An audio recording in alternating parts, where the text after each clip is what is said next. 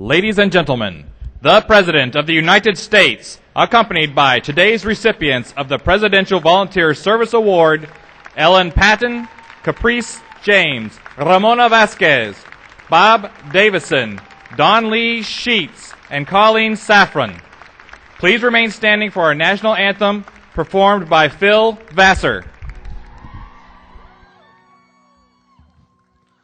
Oh, say, can you see by the dawn's early light what so proudly we hailed at the twilight's last gleaming, whose broad stripes and bright stars through the perilous fight, oh, the ramparts we watched were so gallantly streaming, and the rocket's red glare, the bombs bursting in air, gave proof through the night that our flag was still there. Oh, say, does that star-spangled banner yet wave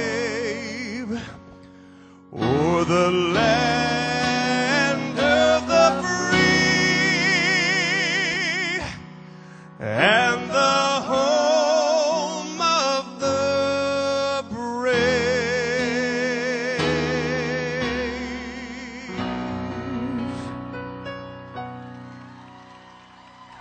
I'll go ahead and sit down.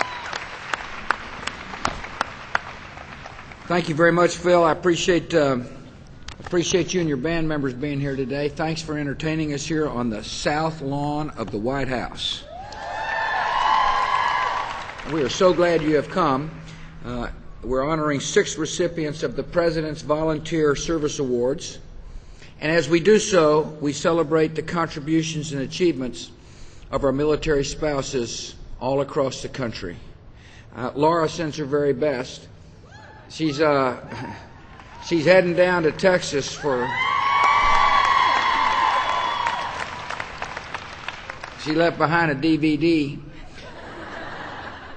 with Steve Martin. Said you might want to watch this before you head down there yourself. But she sends her love, and I'm very fortunate to have married such a kind and decent, compassionate woman. I appreciate the Secretary of Defense, Secretary Bob Gates is with us. I'm proud to hear, Mr. Secretary. Secretary Pete Guerin of the United States Army is with us. Secretary Don Winter, U.S. Navy, and his wife Linda have joined us. Vice Chairman of the Joint Chiefs of Staff, Hoss Cartwright, General Hoss Cartwright, and his wife Sandy have joined us. General Dick Cody, Vice Chief of Staff of the U.S. Army, and his wife Vicki is with us. Thank you for coming, General Cody. Master Chief Petty Officer of the Coast Guard, Skip Bowen. Members of the United States Congress, John Carter, Susan Davis, Dutch Rupersberger. We're so honored you all have come to pay tribute to the military spouses. I'm really pleased that Mary Jo Myers, who's a member of the President's Council on Service and Civic Participation, is with us. She's the wife of General Richard Myers, former chairman of the Joint Chiefs. Appreciate the Winters families joining us here today. But most of all, thank you all for coming. So here's why this event's happening. 24 years ago, President Ronald Reagan signed a proclamation recognizing Military Spouses Day. In my own judgment is that we need to recognize military spouses every day.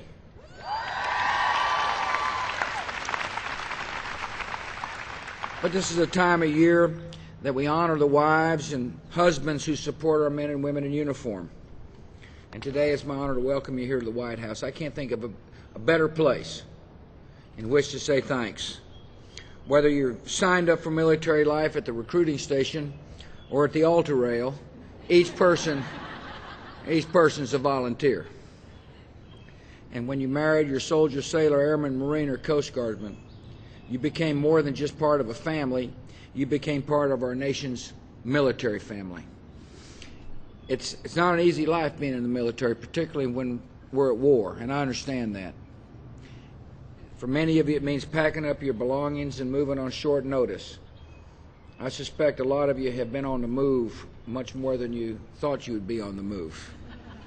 For others, it means living in a foreign land, which can be exciting, but it also means you're far away from your extended family, and that's hard. And for many of you, it means missing a spouse as he or she serves on the front lines in this battle to secure our country and to spread freedom for the sake of peace. Being left behind when a loved one goes to war has got to be one of the hardest jobs in the United States military.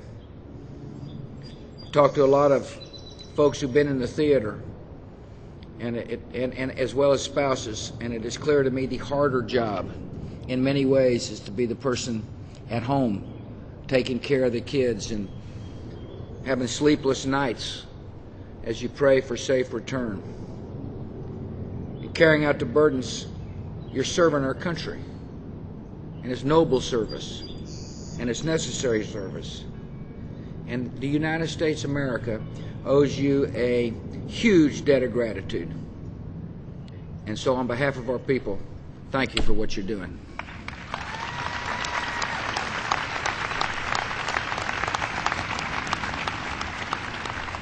One of the things I have learned in 7.5 years as the president is as you've served our country, you also serve each other. I've spent a lot of time visiting our military bases here in America and across the world, and it's been a great experience. What I found is that there's always a close-knit community, people who are sharing a special bond, and people who take time to look out after people. It's been an amazing experience to see the fabric of our military communities firsthand.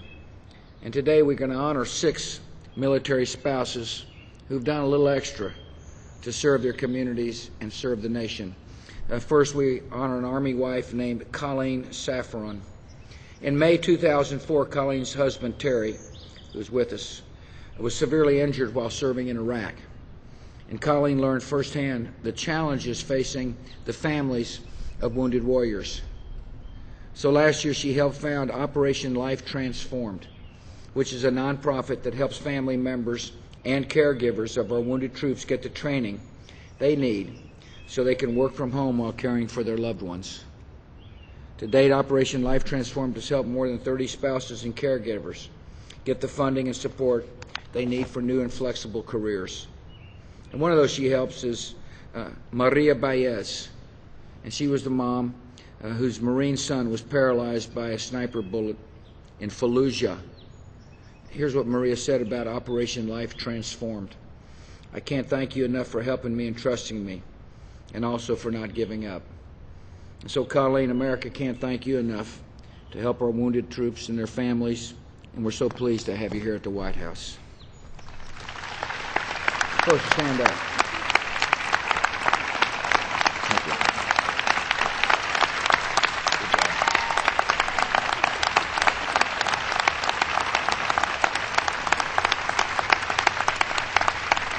Good job. Today we honor a Coast Guard wife named Ramona Varquez. Several years ago, while stationed in Miami, Ramona got to know an enlisted Coast Guardsman named Nate Bruckenthal. Then in 2004, she learned that Nate had been killed by a suicide bomber in Iraq, the first Coast Guardsman killed in military action since the Vietnam War. Nate left behind a wife who was expecting their first child. And when she gave birth to a daughter named Harper, Nate's dad was quoted as saying, "When one door closes, another door opens." He inspired Ramona to start Nate's Open Door Baby Pantry, a program that provides diapers and formula and clothing and toys and furniture to military members and civilians at no charge. The motto of this organization is unconditional love and support. And so, Ramona, America's proud of you. I'm proud of you. I have a feeling that Nate is looking down on great pride today as well. Thank you for joining us.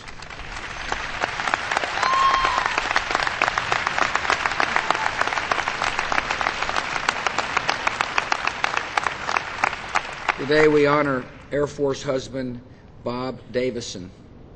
Since his wife Lisa joined the Air Force nearly 12 years ago, Bob has lived on bases across the country and across the world. And everywhere Bob goes, he's made a difference. When Lisa and Bob were stationed at Lackland Air Force Base in Texas, Bob raised $10,000 for the local Fisher House. When they were stationed at Lakenheath, England, Bob established the Airmen's Food Pantry, raising nearly $120,000 in donations to provide short-term food aid for our military families facing financial difficulties. When they were stationed at Scott Air Force Base in Illinois, Bob began volunteering with Operation Homefront, which is a national nonprofit that assists our military families in need. He's continued working with Operation Homefront at his wife's current duty station at Columbus Air Force Base in Mississippi. To date, he's raised donations worth more than $350,000 for the organization, including more than 1 million phone card minutes for distribution to our service members. Lisa Davison is a leader in the United States Air Force. Bob Davison is a leader in America's Armies of Compassion, and I welcome you today to the White House. Good job. Thanks for serving.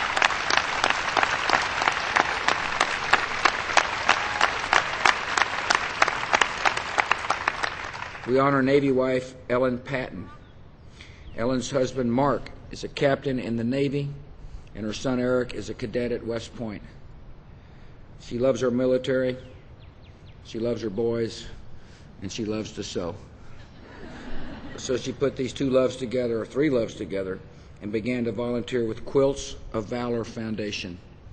The organization has taken on a mission to provide wartime quilts to every single service member wounded in the war against these extremists. So far, she has made and sent more than 80 quilts to veterans and wounded troops.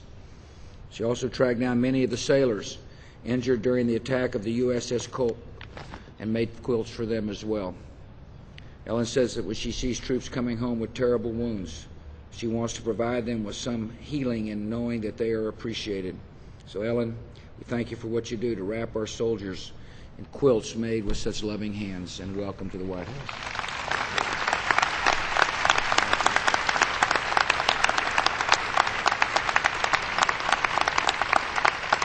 We honor Army Reserve wife Don Lee Sheets.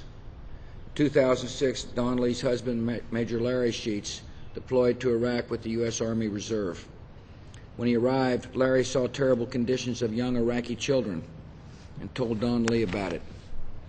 So Don Lee started Operation Schoolhouse, a project to collect school supplies and clothing and toys for poor children in Afghanistan and Iraq.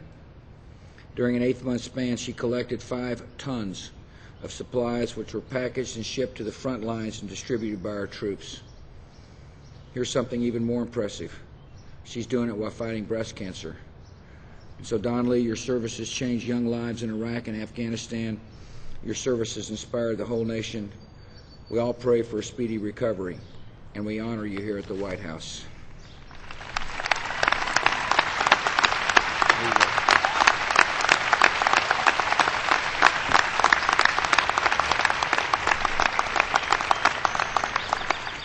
We honor a Marine wife named Caprice James. Caprice has been married for 2 years to Second Lieutenant Rodney James.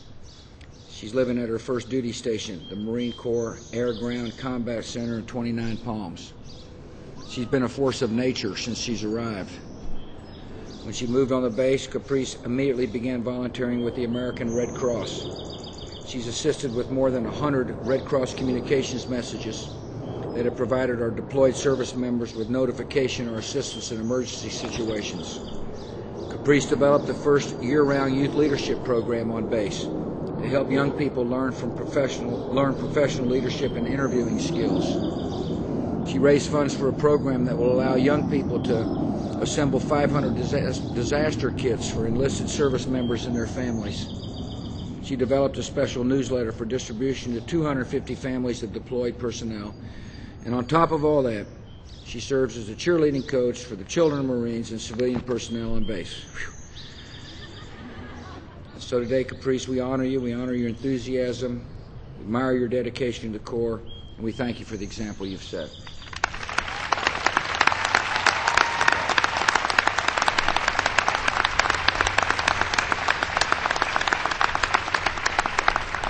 6 individuals we honor here today have earned the respect of our nation. They represent thousands of other military spouses who make significant contributions to our country. So we honor 6, but we say thanks to millions. Our country appreciates the service and devotion. Our country owes you something else in return. One way we can repay the service of our spouses is by making the burdens of military life a little easier. So this year I signed into law a change to the Family and Medical Leave Act, which allows a spouse, parent, child, or next of kin to take up to 26 work weeks of leave to care for a service member with a serious injury or illness who is undergoing therapy or treatment. I hope that helps.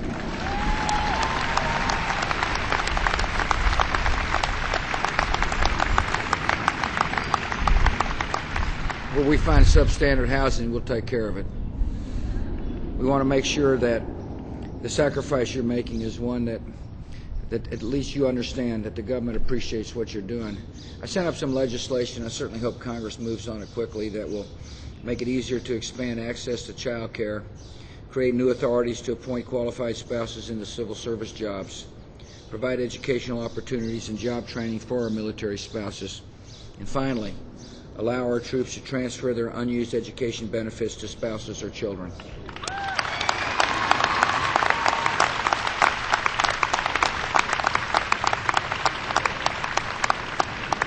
This legislation is moving. I hope to be able to sign it as quickly as possible. It is the absolute right thing to do. It should send a clear message that we care for you, we respect you, and we love you. Thanks for coming to the White House. May God bless you, your families, your loved ones, and the United States of America.